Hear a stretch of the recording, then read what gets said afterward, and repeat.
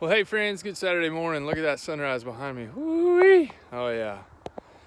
Hey, I wanted to bring you some comments this morning made by our Rural Revitalization Chairman, speaking to a group of farmers. Sounded very similar to our President of the United States Department of Agriculture made a few weeks ago. Basically, if you haven't noticed, small towns are shrinking, getting smaller. People leaving to go to the big city in search of opportunity and prosperity and wealth, and small town's tax base keeps getting smaller and smaller and smaller. Well, what's ended up happening is technology has taken on and made the need for less and less people to exist on jobs that used to just take manpower, but now technology's gone, and I'm not against all technology. But here's what I am against. We have chosen the path of least resistance when it comes to our food for far too long. We live in Kansas, supposedly some of the most fertile ground in our country. We are 90% agriculture, but we live in a food desert. We import 90% of our food. That means all the stuff that we're producing we can't eat. We have to depend, we put ourselves in a place of dependence to have to depend on processing and middlemen to take away our profits as farmers. And families of four can't come to the farm anymore to buy food. They're forced to go to a grocery store where things are trucked in. Not to mention the fact of how dangerous that is to depend on a system that is so delicate. If one little thing happens in our world and we're trucking in 90% of our food, we now live with a population of people that have no idea what it's like to not have food there whenever they want it readily available. Everybody has been used to having it there whenever they want it. And when that doesn't happen anymore, people aren't going to know what to do with themselves.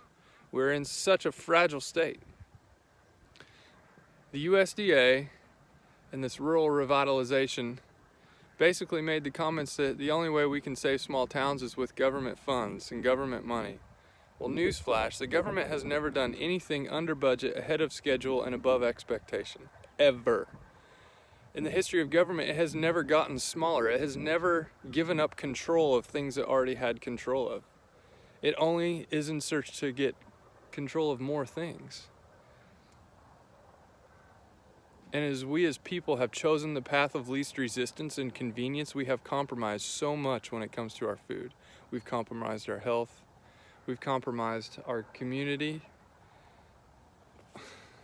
At what point are we going to look back and go, maybe we ought to backtrack? Is the time now? I'm curious. I don't want to choose the path of least resistance anymore, me personally. I just don't. I would rather go with what is inconvenient, but worth it, to try to save small town life. Because I don't know about you, but raising your kids to be able to look at that every morning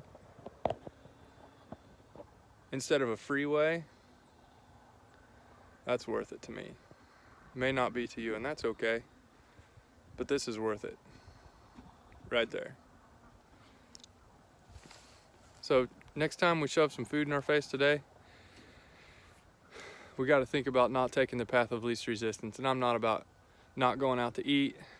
I'm gonna take my wife out to breakfast here in a little bit. We never do that.